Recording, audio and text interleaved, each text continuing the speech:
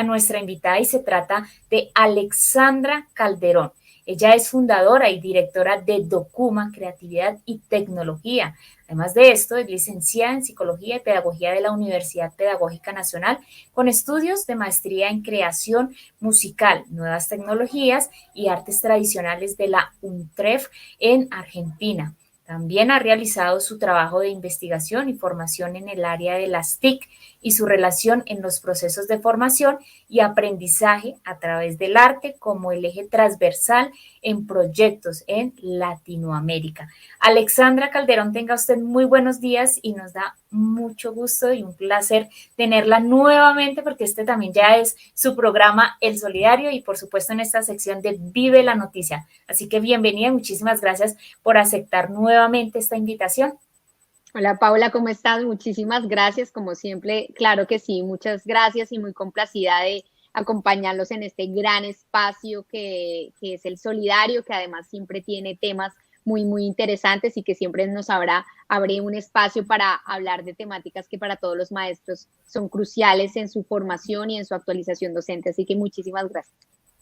Bueno, Alexandra, vamos a hablar de esas transformaciones e innovaciones en la parte de educación. Vamos a hablar del Congreso, el quinto Congreso de Documa que se aproxima. Pero antes de esto, yo quiero que contextualicemos a todos nuestros asociados de dónde nace este Congreso Internacional de Documa, cuáles fueron esos inicios, hablemos de los objetivos en este encuentro de maestros y, por supuesto, de profesionales interesados en la educación. Claro que sí, no, para contarte, tuvimos el congreso hace un mes ya. Nosotros estuvimos por acá primero invitando a los maestros, a los asociados de Cotraecun y el pasado 21, 22 y 23, te cuento que tuvimos el quinto Congreso Internacional Documa, te cuento que tuvimos 11.000 personas que se registraron, eso o sea, es un referente a nivel latinoamericano, 4.000 personas activas en plataformas todo el tiempo y tuvimos una participación de todas las personas, incluso se nos conectaron gente en Irak, en Europa, en Grecia, en todos los lugares, así que realmente es muy satisfactorio para nosotros. Y como me decías respecto a tu pregunta, efectivamente, Documa nace como esa posibilidad de generar un espacio en el que primero sea un evento diferente, ¿sí? Como a mí como docente, ¿qué evento me gustaría asistir? Y por otro lado, un espacio que busca específicamente encontrar esos puntos que nos hacen comunes y no diferentes. Algo que yo encontraba antes de crear este congreso era que cada congreso es muy sectorizado, entonces está el congreso de escuelas públicas, el de escuelas privadas, de las universidades, de las organizaciones, y realmente lo que nosotros dijimos es, ¿qué nos une? ¿Qué nos une a todos los maestros y a todas las personas que trabajamos en educación? Querer ser mejores, querer transmitir mejor nuestras clases, querer hacer las cosas diferentes, querer que nuestros estudiantes tener un impacto positivo y que cumplan sus sueños. Y creamos un evento que lo que busca es efectivamente eso, generar un espacio en donde todas las personas que somos apasionadas por la educación, que le apostamos a la educación, que somos docentes, que somos colaboradores, que de alguna forma estamos incidiendo en la transformación educativa, nos encontremos.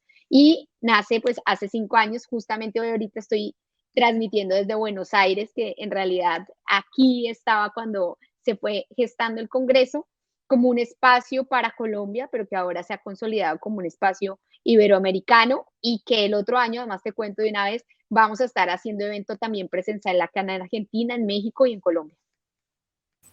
Bueno, Alexandra, ¿qué podemos decir de esas transformaciones que trae esa tecnología tanto para el ámbito de educativo de nuestro país como del mundo entero?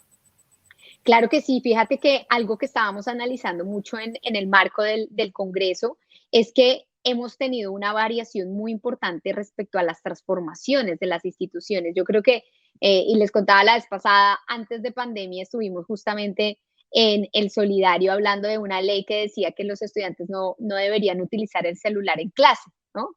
Y fíjense en cómo después el celular se nos volvió pues la herramienta única para muchos, incluso en pandemia, con la que pudieron realizar o acceder a clases así fuera por WhatsApp, ¿cierto? Entonces, en ese orden de ideas, fijémonos que esta pandemia nos demostró que el buen uso de las herramientas digitales puede fortalecer, en realidad la tecnología lo que hace es facilitarnos algo, ¿no? Como lo que estamos haciendo acá. Tú estás en Colombia, yo estoy en Argentina, están todas las personas que nos están acompañando y la tecnología es ese puente que permite que nosotros podamos llegar a más personas, que podamos tener más impacto.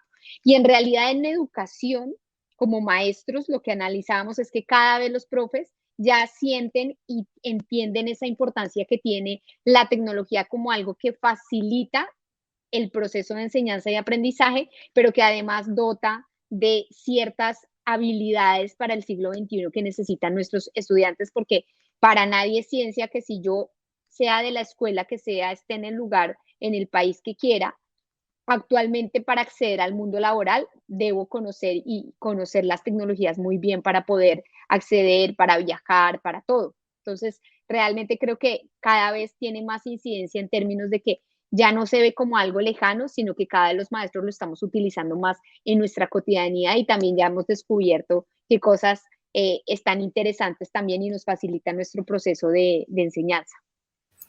Así es, Alexandra. Bueno, hablando ya de esta parte de tecnología, hablemos también un poquito como de esa brecha de conectividad que hay en nuestro país, en Colombia. ¿Cuál debe ser como ese papel, pues, digamos, de los entes que administran, por supuesto, la educación? Claro que sí. Fíjate que esa brecha y la pandemia nos lo mostró de una forma exacerbada. No es que no existía, sino que en el mundo realmente lo que nos permitió la pandemia fue visibilizar esa brecha tan importante y que era además algo como de segundo orden para los gobiernos. O sea, es decir, la conectividad era importante, pero no hacía punto central de las agendas de todos los gobiernos respecto a esa democratización del acceso a la tecnología y al Internet, ¿no? Y creo que la pandemia efectivamente en 2 meses ya teníamos estadísticas donde nos sabíamos que efectivamente la brecha era muy alta y no solo en Colombia, en Latinoamérica, ¿sí? Los índices de conectividad son muy difíciles y como dices tú, pues debe ser un punto fundamental y crucial el permitir y el posibilitar democratizar el acceso al Internet y al uso de las buenas tecnologías, o sea, de tecnologías y de herramientas tecnológicas que realmente fortalezcan los procesos educativos, porque también eso es lo otro.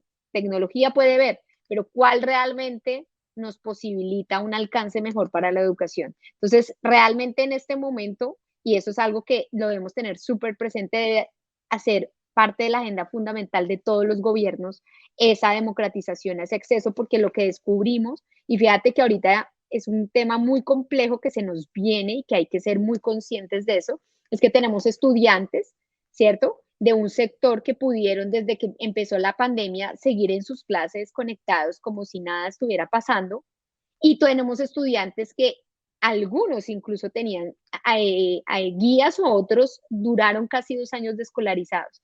Y fíjense que eso nos va a generar unas brechas respecto al que estuvo conectado, que ya se va a graduar, que ha tenido acceso a toda la cantidad de herramientas y todas las personas que no han podido acceder y ahí vamos a tener que pensarnos como maestros, como organizaciones, como países, realmente cuáles son las acciones para disminuir esa brecha que si estaba alta, pues se exacerbó de una forma impresionante. Así es, Alexandra, usted lo ha dicho, esta pandemia nos obligó, sí, nos obligó como a afianzar tanto ese lapso como con las conexiones, como con la tecnología. Bueno, y yo quisiera preguntarle, usted nos dice que se encuentra en este momento en Argentina. ¿Cómo afectó en lo educativo a este país del sur del continente? No, igual, ¿sabes?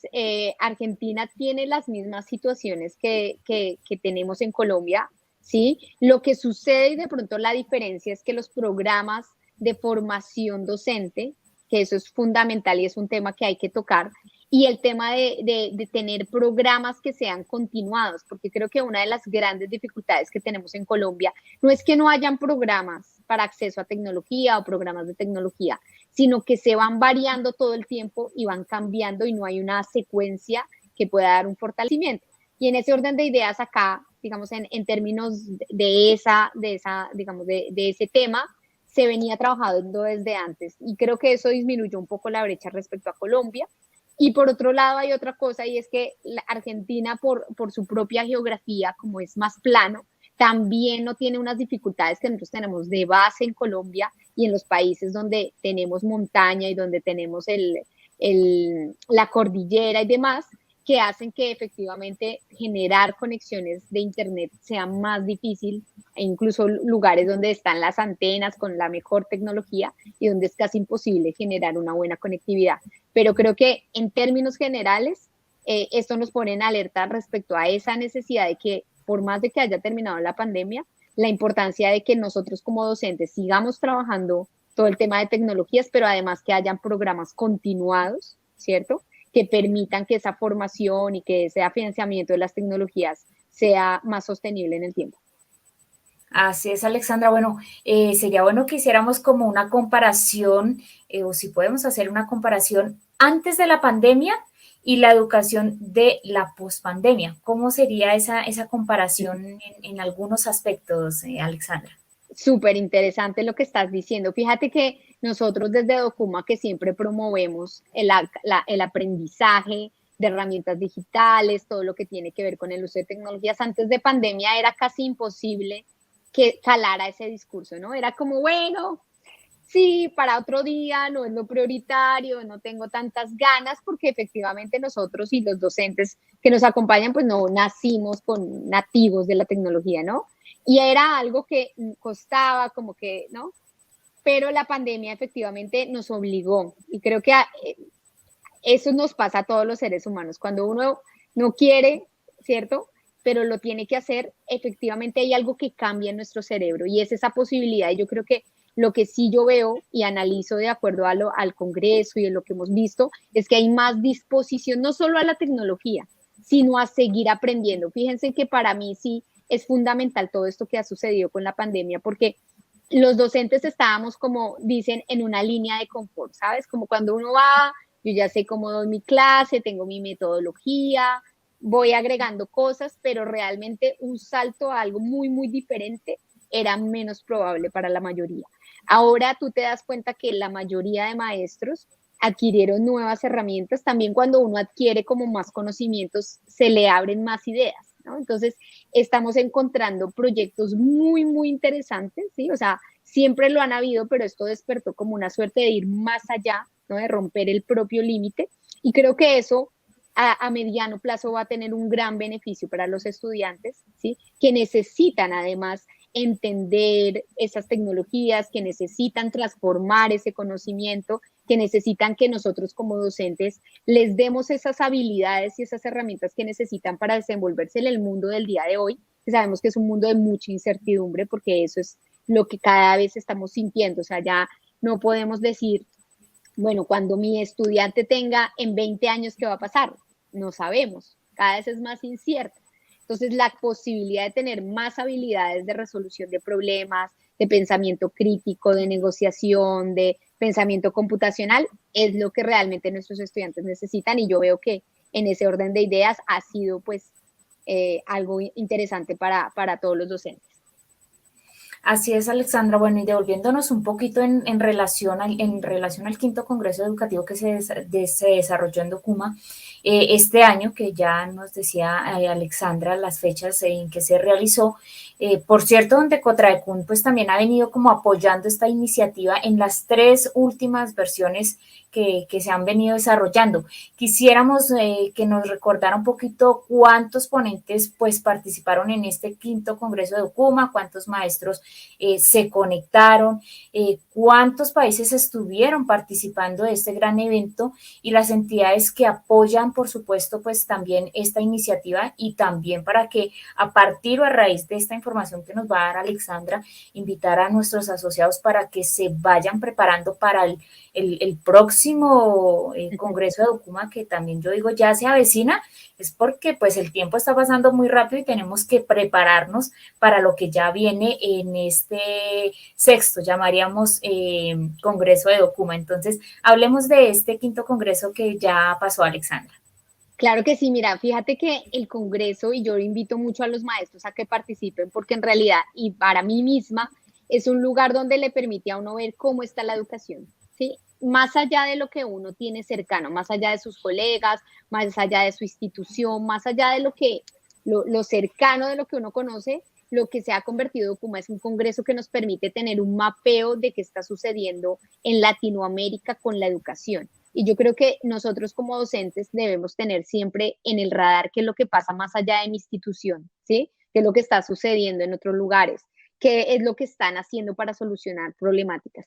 Y en ese orden de ideas, como te comentaba, este quinto Congreso Internacional fue impresionante. Tuvimos inscritos de Estados Unidos, de Canadá, de todo Centroamérica, República Dominicana, de Puerto Rico, de Honduras, de México, de Guatemala, de Argentina, de Chile, de Ecuador, de Perú, todo el continente. Fue impresionante. Nosotros tenemos una plataforma que nos saca la IP de donde se conectan, entonces digamos que muestra específicamente los puntos de donde se conectaron. Y también tuvimos mucha participación de España, por eso les decía que ahora se está volviendo como muy iberoamericano, y incluso de Francia, había gente conectada de Turquía, bueno, y creo que es eso, ¿no? Como que esta pandemia nos ha permitido también permear esos espacios, ¿no? Antes uno decía, bueno, voy a ir a un congreso internacional, tengo que viajar hasta allá, no, la plata no me alcanza o de pronto lo hago, pero pues muy esporádicamente. Ahora tenemos esa posibilidad, el congreso nos permitió eso.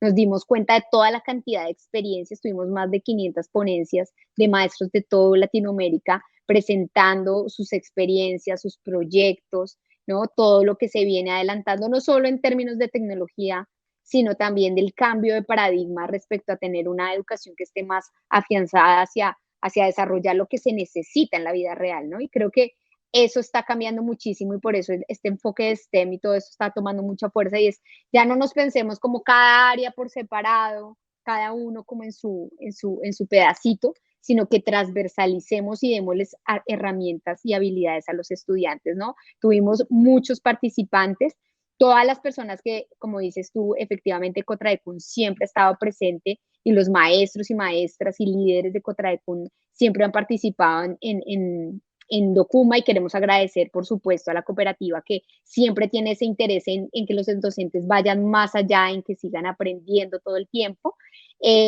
Y como les decía, por ejemplo, hicimos algo muy interesante este año y es que creamos una plataforma donde los maestros se logueaban y durante un año ellos van a poder seguir accediendo al Congreso. Entonces están disponibles todas las grabaciones que tuvimos de todo el evento y los profes pueden seguir entrando como una plataforma de aprendizaje.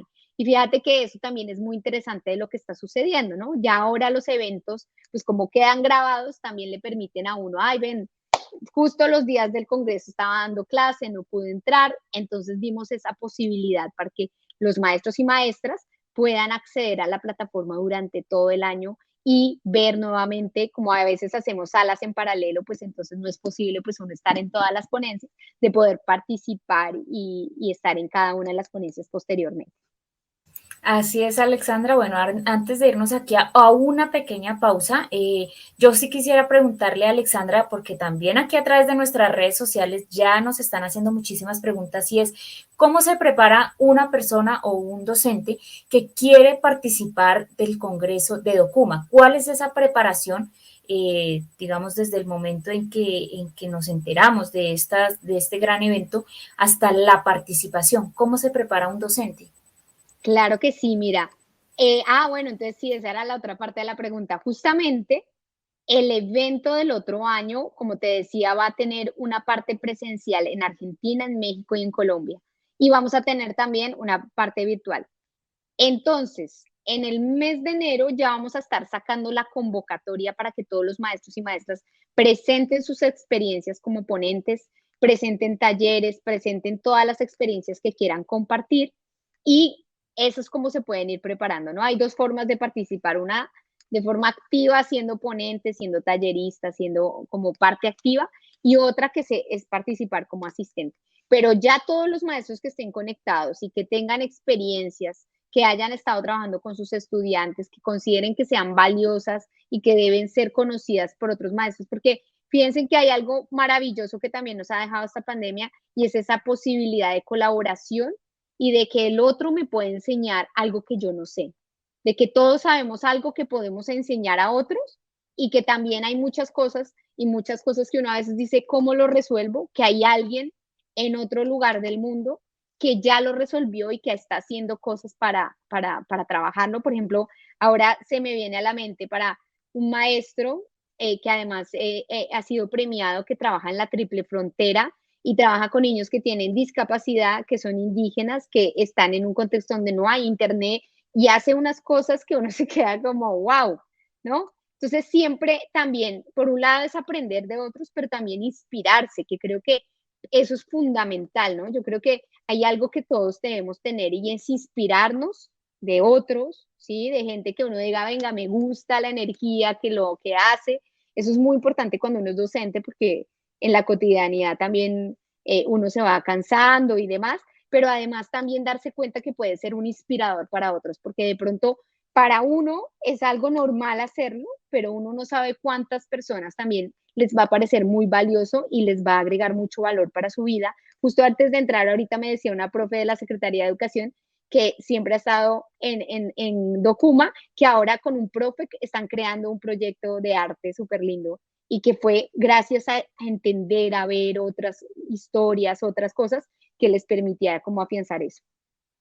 Así es, Alexandra, es aprender y motivar a ese canje de conocimiento, lo llamaría yo, hacer ese canje de conocimiento y poder retroalimentar lo que uno sabe y poder inspirar a otras personas. Bueno, yo le voy a pedir un favor aquí a nuestra invitada Alexandra Calderón, que nos está acompañando desde Argentina. Vamos a hacer una pequeña pausa y a todos nuestros oyentes que están ahí conectaditos para que escuchemos esta pausa institucional y no se muevan porque ya regresamos porque hay muchísimas más preguntas para nuestra invitada. Bueno, a las 9, a las 10 ya, 10:41 de la mañana retomamos nuevamente con nuestra invitada que nos acompaña hoy desde Argentina, Alexandra Calderón, y con este tema que estamos desarrollando y es las transformaciones e innovaciones en la educación. Bueno, Alexandra, si hablamos de modelos educativos y esas metodologías alternativas, ¿cuál cree usted que es como la mejor dinámica para enseñar en este mundo pospandémico y sobre todo que ha sido fragmentado por la crisis, hablemoslo de los últimos 2 años? Claro que sí, mira que en ese orden de ideas pues no hay una fórmula, ¿no? Yo creo que lo primero que todo y en estos temas siempre educativos, lo primero que debemos hacer es tener mucha conciencia de cuál es mi contexto, ¿no? Pero no solo cuál es mi contexto actual de mi escuela, sino cuál es el contexto de mis estudiantes, pero además no solo eso, sino de el contexto a donde yo quiero que ellos lleguen, ¿sabes?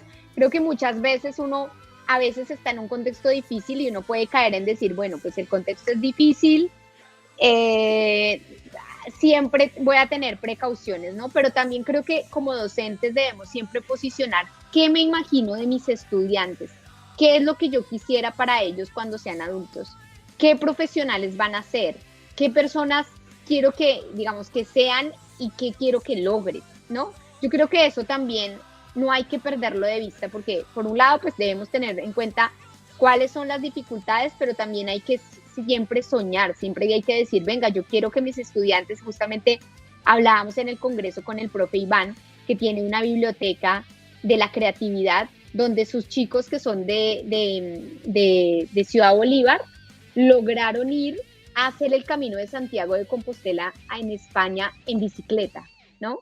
Entonces, y han creado emprendimientos y han hecho muchas cosas y entonces como que siempre, como dicen, ¿no? Hay que estar con los pies sobre la tierra, pero también como docentes pensar qué quiero de mis estudiantes, qué quisiera que ellos sean y que me gustaría que hagan. Eso por un lado. Por otro lado, efectivamente la pandemia nos ha marcado y nos ha mostrado que por un lado, pues hay que cortar y mejorar esas brechas respecto al acceso, porque eso siempre va a ser una limitante, que siempre va a tener unos inconvenientes si queremos hacer siempre cosas que vayan más allá, ¿no? Y por otro lado, también eso nos ha posibilitado darnos cuenta que todos podemos aprender herramientas e ir fortaleciendo nuestra cajita de herramientas en el aprendizaje. Yo siempre digo, como docente uno siempre tiene, cada cosa que aprende es algo que le va metiendo a la cajita, ¿no? Y entre más cosas tengo en mi cajita, pues tengo más herramientas para la hora de dar mis clases, pues enriquecer todas esas clases. Y en ese orden de ideas creo que esta pospandemia nos deja algo y es que no hay que dejar de aprender, ¿sí? Nosotros como docentes no debemos dejar de aprender nunca, ¿sí? ¿sí? Debemos seguirnos actualizando, debemos tener siempre esas ganas de seguir metiendo nuevas cositas a esa caja de herramientas para que nuestras clases estén enriquecidas. Y por otro lado, efectivamente, más allá de que ahora ya no vamos a estar y eventualmente cada vez más estamos volviendo a la presencialidad, ya nos dimos cuenta que esas herramientas y esa tecnología es importante, no solo para nosotros, sino para que lo que necesitan nuestros estudiantes para su vida. Si quieren buscar un trabajo, si quieren viajar, si quieren acceder a muchas cosas, pues ellos también deben tener ese acceso y esa no solo el acceso, el conocimiento de las tecnologías, y creo que eso es algo que ya hace parte de esas competencias que todos los maestros vamos enseñando poco a poco, que es esa alfabetización digital para nuestros estudiantes. Entonces creo que esta pandemia nos ha dejado muchas lecciones de aprendizaje, nos ha dejado lecciones de también vernos llevado a lugares que nunca habíamos explorado, que creo que eso es muy valioso. Y por otro lado, también siempre tenemos que estar en el foco de qué queremos para nuestros estudiantes, qué soñamos, ¿no? Yo siempre digo que por más de que al final se haga o no se haga, uno siempre debe tener esa ilusión de que esos estudiantes, si quieren viajar por el mundo, si quieren estudiar lo que quieran, siempre debemos darles esas herramientas y esa, sobre todo esa como confianza de que lo van a poder hacer, ¿no? Más allá de las adversidades, más allá del contexto, que realmente puedan cumplir sus sueños.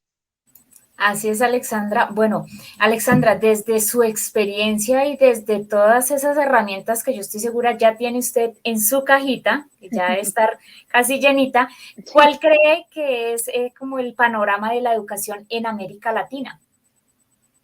Sí, bueno, el panorama en América Latina y con todo lo que hemos, digamos, mapeo que venimos haciendo desde Colombia, yo creo que por un lado efectivamente seguimos teniendo unas brechas y unas muy importantes, ¿sí?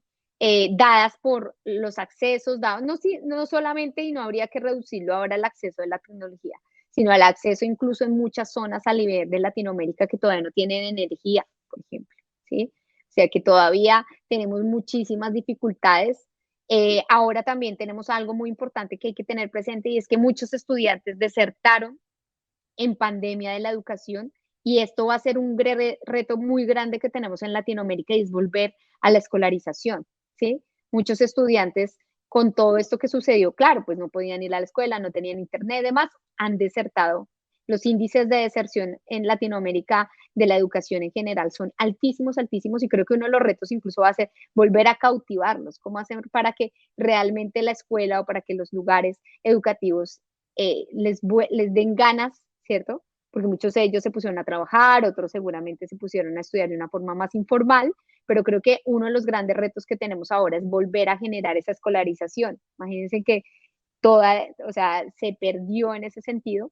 Y por otro lado, también hay algo muy interesante, que eso sí es algo bueno, y es que los maestros de Latinoamérica han generado unas redes de aprendizaje impresionantes, que eso también va a ayudar a que nuestros estudiantes y a que todos, digamos, a nivel educativo podamos remontar, ¿no? Ahorita hay, por ejemplo, también algo que se analizaba, es que toda la parte lectoescritora y de matemáticas también bajó muchísimo, ¿cierto? Y creo que ahorita hay que abocarnos a eso, a que los estudiantes vuelvan, a que efectivamente también nuestras clases estén como muy alineadas a esas necesidades, a esos intereses que han, pues que con todo esto ha variado muchísimo. Y por otro lado, creo que sí hay algo muy, muy, muy valioso, y es que todos los maestros han generado unas redes de aprendizaje muy, muy interesantes, que eso para mí es algo que es sostenible en el tiempo, ¿no? Cuando yo me junto con alguien para aprender, eso permite que más allá de las adversidades, tenga como mi grupo de contención en donde realmente puedo acceder o generar más aprendizaje. Eh, y otro aspecto en Latinoamérica es que hay proyectos muy interesantes. Creo que cada vez ya nos estamos arriesgando a otras metodologías. Todos, yo creo que cuando yo estudié educación también lo forman a uno en cierta metodología, y uno ya pues, se le vuelve como la que uno más utiliza, pero creo que también cada vez más es impresionante la cantidad de metodologías, de estrategias didácticas, de otras formas de enseñar que están surgiendo, y hemos visto que hay cada vez experiencias que van más allá, ¿no? O sea, como que uno ve que cada vez los maestros están yendo más allá a explorar otras formas de enseñanza y de aprendizaje. Así es, Alexandra, bueno, y usted lo ha dicho, de muchos docentes, muchos maestros, antes de la pandemia y después de la pandemia han generado esos canales y esas redes de educación innovadoras, han tenido que plantear muchas estrategias y generar muchos puntos, muchos factores para la educación en este momento. Esas cosas a veces no las conocemos o hay muchas personas que no las conocen, que no son visibles. Mi pregunta es, ¿por qué es importante que visualicemos la experiencia de todos los maestros con este gran trabajo que se ha hecho? Claro que sí, mira que hay algo fundamental y a mí me pasó, yo mucho tiempo trabajé en aula, ¿sí? Trabajé en escuelas acá en Buenos Aires, justamente. Y hay algo que a uno le pasa cuando uno es docente, que cuando uno entra en la escuela, pues se vuelve como su familia, ¿no? Entonces tú estás con tu familia, tu contexto, tus estudiantes, tus colegas, ¿cierto? Y efectivamente con el tiempo uno siente todo eso que implica estar siempre en un lugar, ¿no? Entonces las cosas buenas, los proyectos, incluso a veces uno hace cosas muy, muy interesantes, pero pues ya es cotidianidad, ¿no?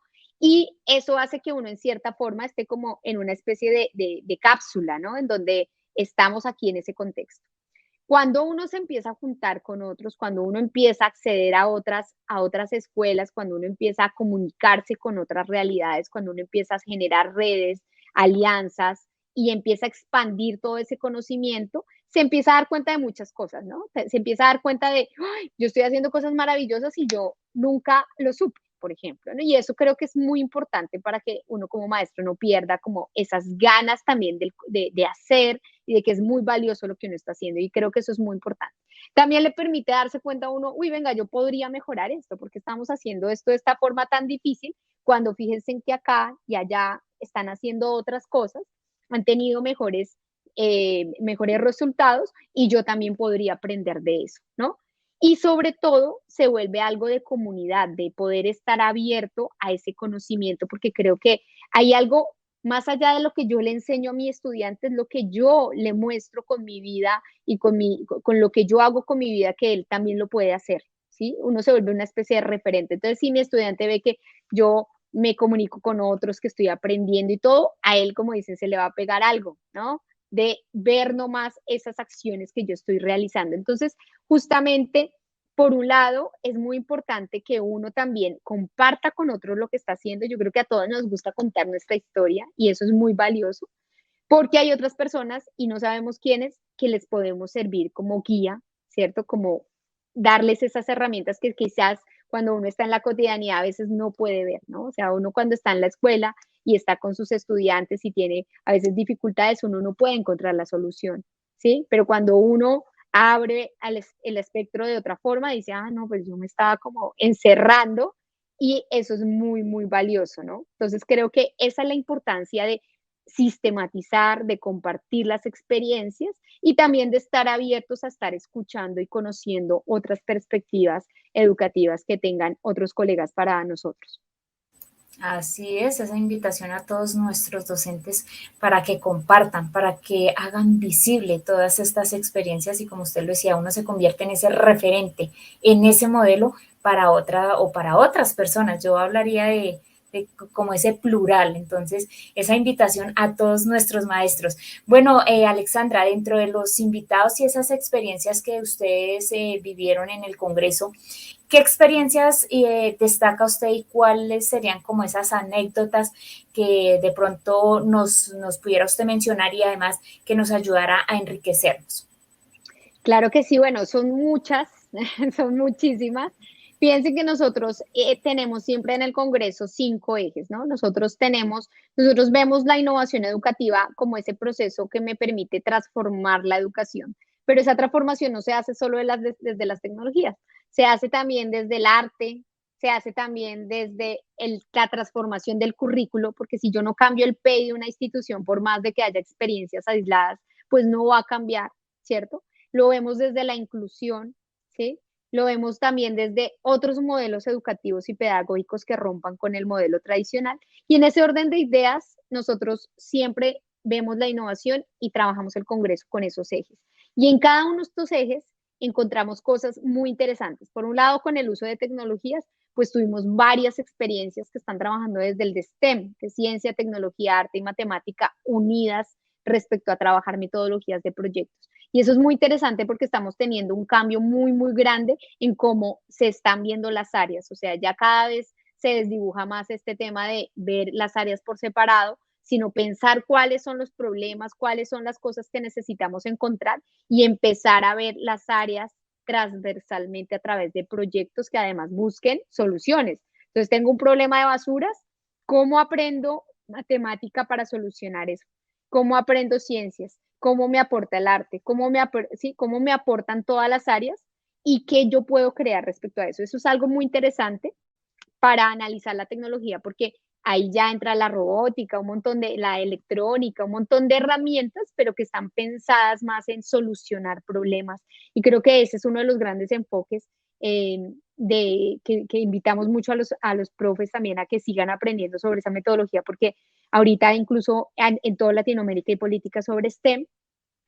Del lado de la inclusión, pues nos dimos cuenta que, claro, sobre todo en Colombia, por lo menos ya se hizo un paso respecto a la política, pero ahora tenemos un grave, o sea, un gran reto y es cómo realmente aplicamos la inclusión de una forma efectiva en las escuelas, ¿no? Porque ahora tenemos estudiantes en estado de inclusión, pero pues nunca se nos dijo cómo se hace. Ahí hay un gran camino por recorrer, por lo menos ya hay una política, por ejemplo, en Colombia no había política, pero ahora viene cómo acompañamos a los maestros, cómo funciona eso, cómo se aplica, cómo se puede realmente llevar a cabo esa política, ¿no?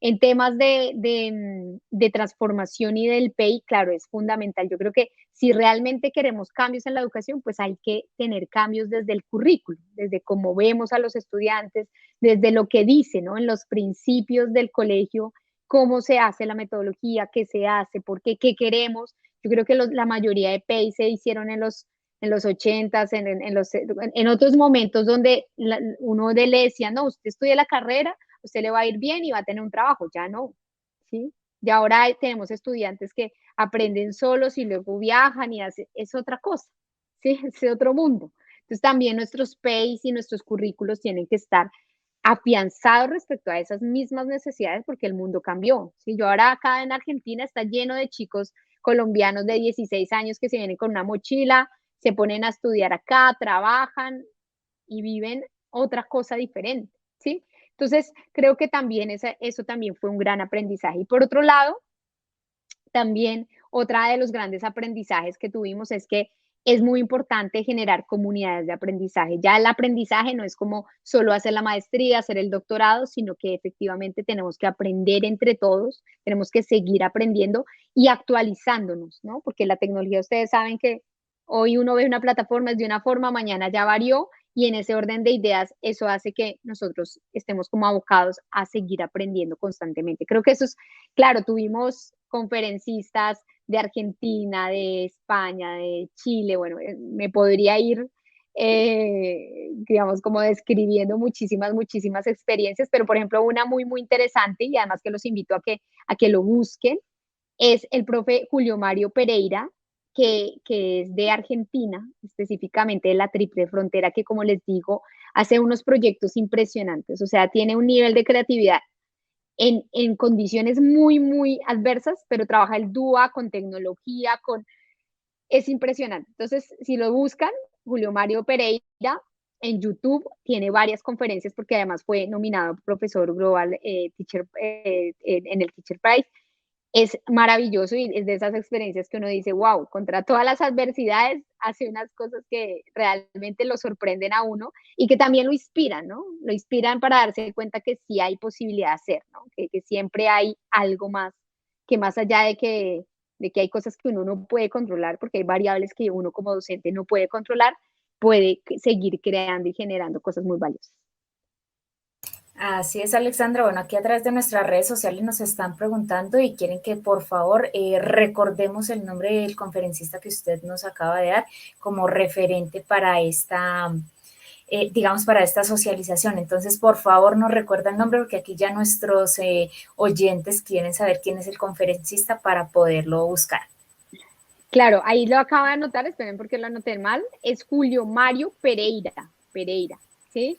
Hay Ok. muchísimos más, o sea, no quiero, si entran a la página a congresodocuma.com, también van a ver un listado allí de conferencistas que además pues tienen muchas experiencias en YouTube y demás que pueden como estar ahí muy interesantes para consultar. Bueno, Alexandra, muchísimas gracias por haber compartido esta información, por habernos compartido esta experiencia acerca del quinto Congreso de Documa que ya pasó y que nos vamos a ir preparando porque es que ya se avecina el sexto Congreso y no nos podemos quedar por fuera, tenemos que participar de estos grandes congresos que lideran en este momento Alexandra Calderón, nuestra invitada. Y yo quiero que Alexandra, ya para finalizar, le regale ese mensaje final a todos los maestros, a todos nuestros docentes que hacen una labor inalcanzable en cuanto a la educación, la pedagogía y esa forma didáctica para con sus estudiantes. Claro que sí, primero que todo, pues muchísimas gracias por la invitación y efectivamente creo que no debemos perder de vista que nosotros somos los que inspiramos a nuestros estudiantes, que nuestra misión es inconmensurable porque realmente lo que hacemos en el cotidiano uno a veces no lo ve en el momento, pero tiene un efecto que dura generaciones y finalmente nuestras sociedades pues dependen de ese detalle, de esa entrega, de todo ese amor que entregamos como docentes. Y claro que sí, agradecerles, decirles que efectivamente los grandes inspiradores y líderes que han habido con toda esta pandemia que hemos vivido han sido los maestros de todo el mundo, ¿sí? Todos los maestros que siguieron, que a pesar de todas las adversidades, de no contar con tecnología, tienen esa pasión y que tenemos esa pasión por realmente esa confianza y además esa misión tan grande que tenemos. Así que muchísimas gracias. Seguir, digamos, la invitación es a seguir aprendiendo. Creo que eso es muy importante. Y también que cada vez que sintamos que se nos acaba la gasolina, busquemos inspiración en otros y también nos volvamos unos inspiradores de nuestros propios colegas. Así que muchísimas gracias y súper invitados al sexto Congreso Internacional Documa. Así es, Alexandra, muchísimas gracias. Bueno, la tendremos en una próxima emisión, en un próximo programa, para que nos comparta acerca de ese sexto Congreso de Documa. Y bueno, recordarles a todos, por favor, seguirnos cuidando y desearles un excelente fin de semana. Recuerden que tenemos una cita el próximo sábado. Muchísimas bendiciones, Alexandra, muchísimas gracias y esperamos tenerla muy pronto aquí en su programa El Solidario en una próxima oportunidad. Hasta luego, muchísimas gracias. Feliz fin de semana. Feliz fin de semana para todos.